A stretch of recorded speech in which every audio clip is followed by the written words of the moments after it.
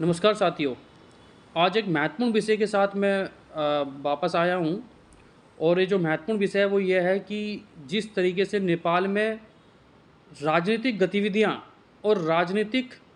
जिस तरीके से एक हिंसा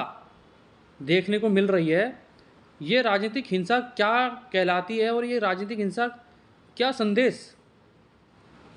देना चाहती है। तो उसी संदेश को समझने के लिए, उन सभी राजनीतिक हिंसाओं को समझने के लिए कि राजनीतिक हिंसाएं जो होती हैं वो टाइम टू टाइम हर देश के अंदर और अलग अलग देशों में क्यों होती हैं। देश कोई भी हो सकता है, अगर वहाँ पे व्यवस्थाएं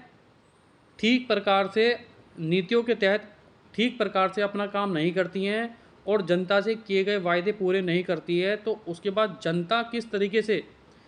और उनकी जो मूवमेंट है, जनता की जो विचारधारा है, वो कैसे एक राजनीतिक हिंसा में परिवर्तित हो जाती है, उस विषय को समझना बेहद ही ज़रूरी हो गया है। क्योंकि आज जो मैं विषय जो नेपाल का जो विषय है, आपको सबको पता ही है, नेशनल मीडिया के माध्यम से लोगों तक जानकारी लगातार पहुंच ही रही है कि कैसे नेपाल के अंदर राजनीतिक हिंसा जिस तरीके से लगातार फैलती जा रही है। उस विषय में मैं आज आपके समक्ष कुछ विशेष जानकारी आपके समक्ष रखना चाहता हूँ। और एक राजनीतिक विश्लेषक होने के नाते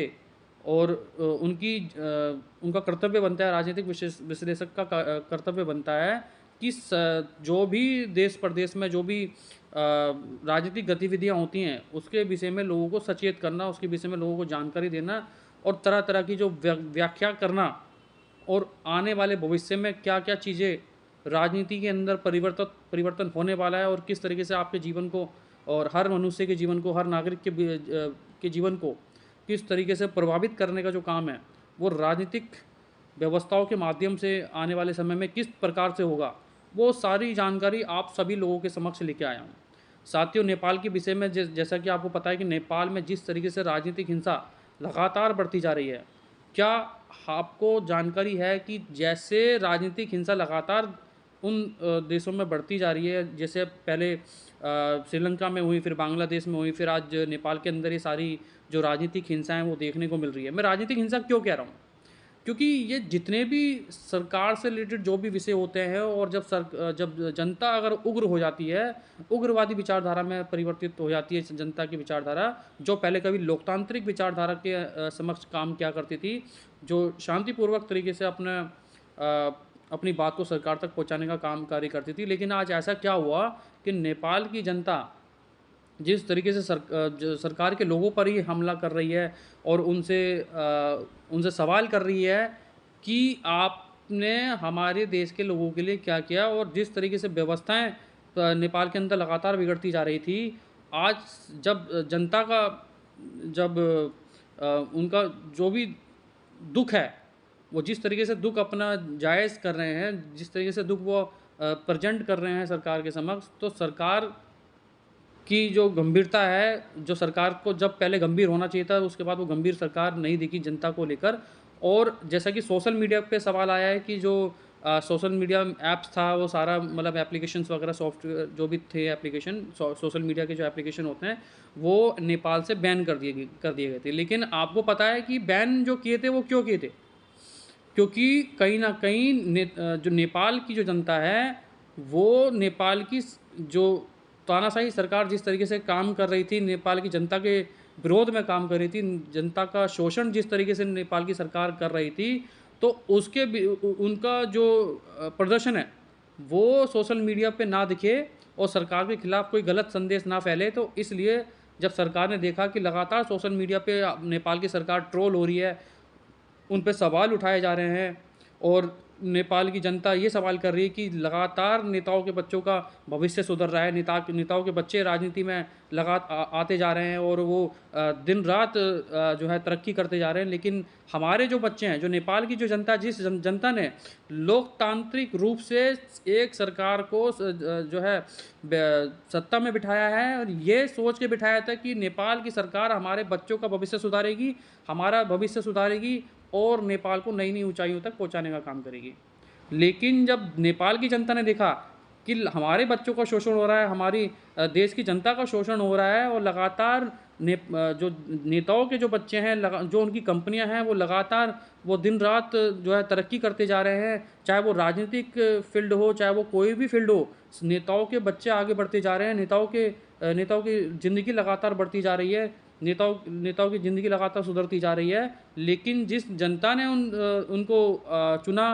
जनता की समस्याओं को जानने के लिए, समाधान करने के लिए, उन नेताओं ने जनता का साथ छोड़ दिया। और जब जनता ने देखा कि लगातार हमारे विरोध में सरकार काम कर रही है, लगातार अलग अलग तरह के टैक्सेस लगा के उनके रोज़गार को छीन लिया गया, उनके काम धंधे को छीन लिया गया, उनके व्यापार को छीन लिया गया। और जब जनता ने देखा कि जिस तरीके से हमें झूठे वायदों में फंसा के सरकार ने सत्ता प्राप्त करी, और उसके बाद सिर्फ अपने बच्चों के राजनीतिक हित के लिए काम करना शुरू किया, अपनी फैमिली के लोगों को आगे बढ़ाने का काम किया। और जब नेपाल की जनता ने सरकार से सवाल किया, तो नेपाल की सरकार ने उनको बिल्कुल भी मतलब उनकी जो आवाज़ थी, जिस तरीके से वो आवाज़ उठाने की कोशिश कर रहे थे, शांतिपूर्वक तरीके से अपनी बात को सरकार तक पहुंचाने का काम कर रहे थे, वो माध्यम ही सरकार ने ख़त्म कर दिया, जो कि सोशल मीडिया का माध्यम था। तो जब जनता ने देखा कि सोशल मीडिया बैन कर दिया गया, तो जनता में से ही जो युवा, जो नए रिप्रेजेंटेटिव हैं, जो अपने आप को लगता है जो नए पॉलिटिकल एक्टिविस्ट हैं, उन्होंने अपनी बात को, वो सड़कों पे आ गए और सरकार के विरोध में एक राजनीतिक हिंसा जिस तरीके से देखने को मिली। तो और जैसे जो प्रेजेंट में जो सरकार थी नेपाल के अंदर, उनके सभी नेताओं के घर जला दिए गए, उनके घरों में जनता घुस गई है और उनको आगजनी कर दिया गया है। बहुत सारे नेताओं को, बहुत सारे मंत्रियों को, वित्त मंत्री हो गए, सीएम, वहाँ के डिप्टी सीएम वगैरह हो गए, उन सभी को जो है उनको मार दिया गया, उनको जो है हाथापाई उनके साथ की गई, और उनके साथ जो है खून खराबा करने की भी कोशिश नेपाल के अंदर की गई। तो इसी तरीके से सत्ता परिवर्तन जिस तरीके से राजनीतिक हिंसा के माध्यम से किया जाता है, वो आज नेपाल के अंदर देखने को मिल रहा है। तो वर्तमान के सभी नेताओं को क्या सीखना चाहिए?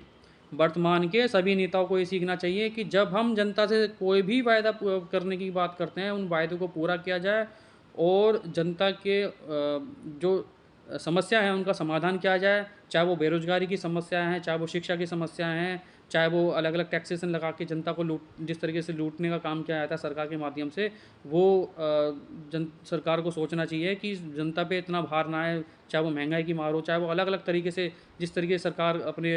राजनीतिक कामों को पूरा करने के लिए सरकार में आती है, सरकार बनाने का काम करती है। क्योंकि लोकतंत्र में जनता ही मालिक होती है, और जनता ही सरकार से सवाल करेगी कि आपको जब हमने 10 साल दिए, 20 साल दिए, 25 साल दिए, 30 साल दिए, आपने जनता को क्या दिया? आपने जनता को महंगाई दी है, बेरोजगारी दी है, और अलग अलग टैक्सेशन लगा के जनता को लूटने का काम किया गया। और जब आपको लगा कि ये गलत हो रहा है, जनता को दिक्कत हो रही है, उन पे भार ज़्यादा पड़ रहा है, तो उसके बाद फिर उस टैक्सेशन में नए नए स्लैब्स तैयार कर दिए गए। तो पहले जो थी वो आफत थी, या आप जो आपने वर्तमान में जिस तरीके से आपने जो है टैक्सेशन में कम नए स्लैब्स तैयार करके जो जनता को आज बोला गया कि हम आपको जो है राहत देने का काम कर रहे हैं, तो वो पहले यानी कि आफत थी, यानी कि अब जो दिया आपने वो राहत देने का काम किया, तो पहले क्या था? तो ये सरकार को जवाब देना पड़ेगा। और दूसरा, नेपाल के अंदर भी जिस युवाओं ने आवाज़ उठाई, और वहाँ के युवाओं ने जिस तरीके से राजनीतिक व्यवस्थाओं को लेकर सवाल शुरू किए, राजनीतिक व्यवस्थाएं जिस प्रकार से बिगड़नी शुरू हुई, उससे ये प्रतीत होता है कि सभी नेपाल की जनता वर्तमान सरकार से बहुत ज़्यादा परेशान थे, दुखी थे, और वर्तमान सरकार को उखाड़ फेंकने का जब मार्ग जो सोशल मीडिया के माध्यम से उनको दिखा, तो उसी सोशल मीडिया को सरकार ने बैन कर दिया। बहुत सारे लोग सवाल कर रहे थे, मुझसे भी सवाल कर रहे थे कि सोशल मीडिया बैन क्यों हो सकती है? तो मैंने उनको बताया कि हो सकता है कि वहाँ पे कोई नई राजनीतिक हिंसा होने के चांस शुरू होने वाले हों, इसलिए सरकार ने जब देखा हमारा विरोध ज़्यादा बढ़ रहा है सोशल मीडिया पे, तो सोशल मीडिया ही बैन कर दी जाए। और नए नए रेस्ट्रिक्शन वगैरह लगाने की बोली नेपाल की सरकार ने कि जो भी सोशल मीडिया के लोग हैं, जो मैनेज करते हैं, वो नेपाल के अंदर अपने सेंटर तैयार करें और इस पर रेस्ट्रिक्शन लगाए कि कौन कौन सी चीज़ें दिखाई जाए, कौन कौन सी चीज़ें नहीं दिखाई जाएँ। तो इसमें बहुत ज़्यादा समय लग जाता है, लेकिन एक हफ़्ते के अंदर ही जब उन्होंने सभी एप्लीकेशन सोशल मीडिया को बैन किया, तो सभी जो नेपाल के लोग हैं, वो जो है राजनीतिक हिंसा के रूप में सारी हिंसा परिवर्तित हो गई, और नेपाल की जनता सड़कों पे आ गई।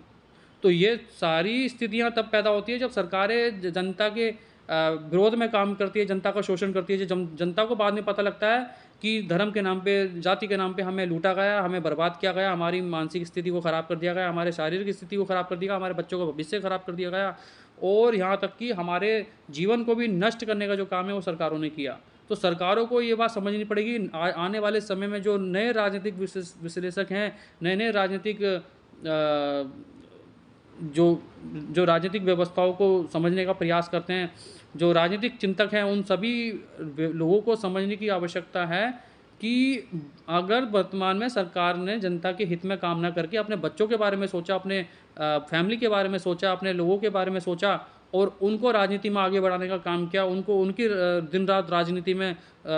जो है तरक्की होती चली गई, उनके व्यापार में भी तरक्की होती चली गई, उनको रोज़गार की स्थिति जो है उनको व्यवस्था अपने बच्चों के लिए नेताओं ने करी। लेकिन जब सवाल आया आम जनता का, तो आम जनता के लिए सरकार ने उन